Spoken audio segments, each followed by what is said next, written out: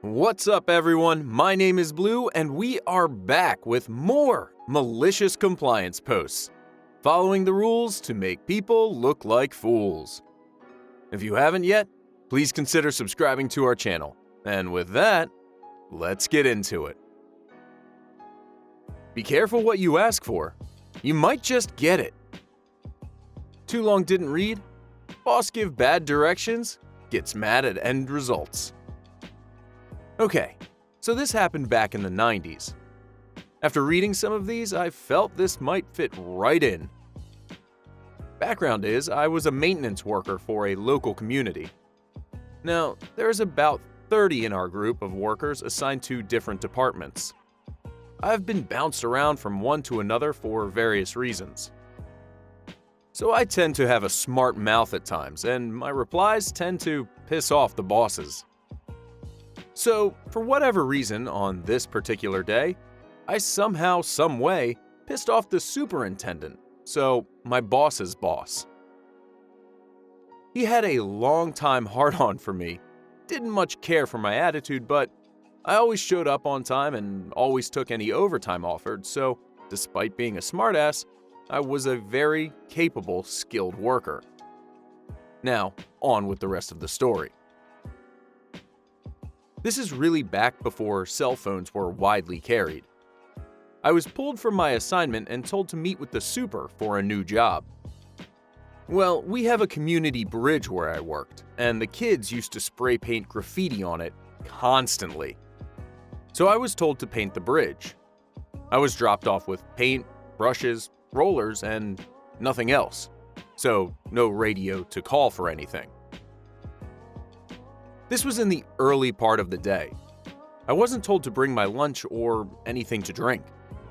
So off I go to paint over the graffiti.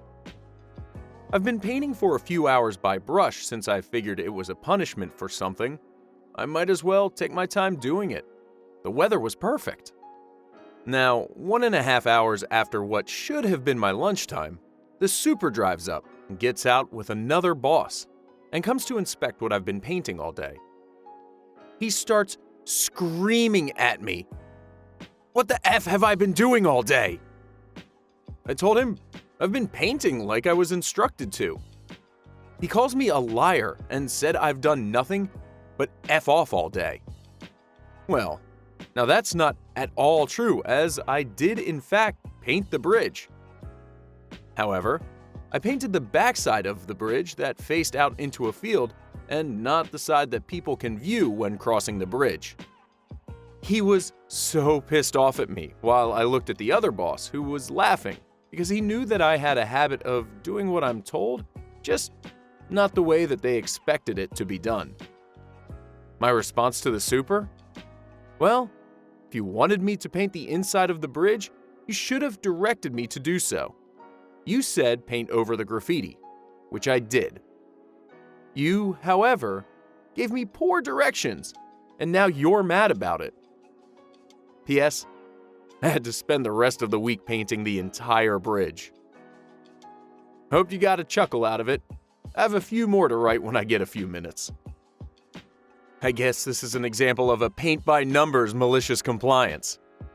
Yeah, no, I know that was a bad joke. Couldn't resist it, though. Sure, I'll text when I'm here. 20 years ago, my brother lived by himself about an hour away from where my mom and I lived. I'm much younger than my bro, so was still a child when he was a late teen. We lived in a rural area, while my bro was in the nearest city.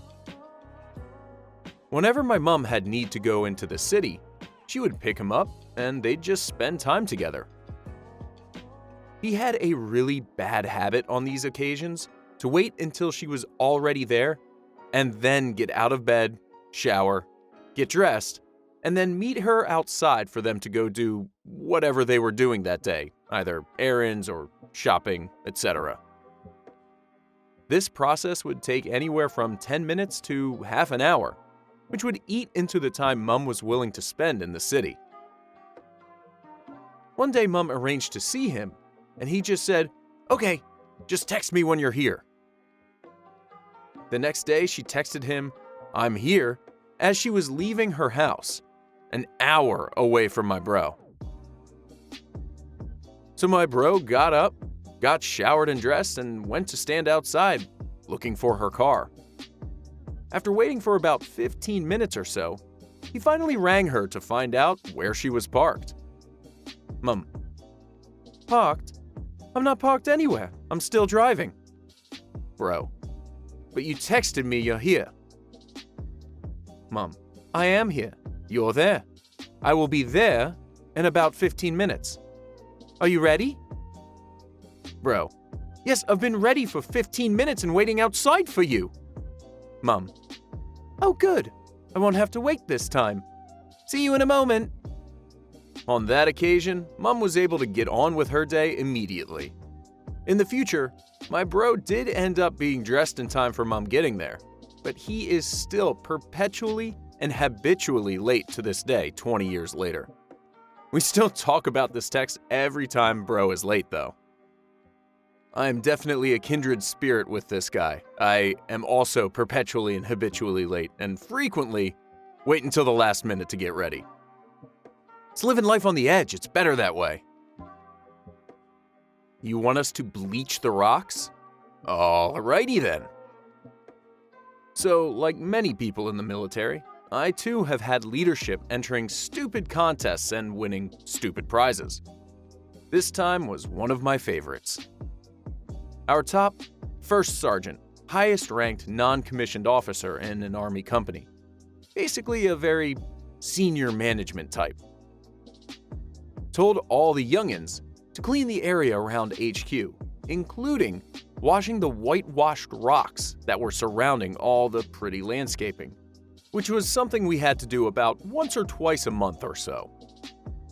So we're out there with buckets of soapy water, washing the stupid rocks, when he comes out to inspect and declares that the washed rocks still look dingy and we need to bleach them to get them white again. Then he proceeds to check out and go home for the weekend, leaving us to execute his orders without much in the way of supervision. Our sole junior sergeant who was left in charge wasn't the brightest bulb in the box, if you catch my meaning. Now, anyone who knows anything knows bleach ain't gonna do a thing to make a rock change color. What he meant for us to, and indeed what we should have done, was to repaint the rocks white again. And as it turned out, we didn't have paint, but we did have a couple bottles of Clorox. A couple of soldiers made a token protest, but our genius junior sergeant tells them, "Top told us to bleach the rocks, and we're gonna bleach them." So, we spend the rest of our day bleaching the rocks. Top comes back Monday to a bunch of still gray and dingy looking rocks, and lots of dead landscaping. Turns out, bleach is bad for plants. He was livid, but he had a hard time finding someone to get in trouble for it, since we'd all done exactly what we'd been told to do. The best thing, though, was that for the rest of my time in that unit, no one ever told us to wash the rocks again. I mean, you tell people to bleach some rocks, they're gonna bleach some rocks. I would have done the same thing. Following doctor's orders. This happened 25 or 26 years ago. I was a teen in high school, and my mom was this raging alcoholic.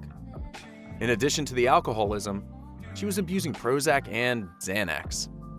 Good times. One night, she woke me up in the middle of the night. She was a bloody mess.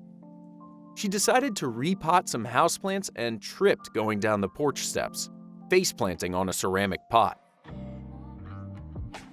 She wanted to go to the ER to have her face stitched up and needed a driver. I got up and took her. Once the doctor came in, she decided she didn't like him and refused treatment. Obviously, they knew her and her issues. It wasn't life or death, so they gave me some bandages and instructions on how to clean her up. Ultimately, she just needed to sleep it off and she'd be fine. I was pissed. Middle of the night BS from her, I had to go to school the next day, etc. So when we got home, I sat her down in the bathroom and started cleaning her face with a wet cloth. When it came time to take care of the deep cut, I grabbed the rubbing alcohol and poured it directly on the wound to clean it out. I'm sure she was too wasted to fully feel it, but it made me feel better.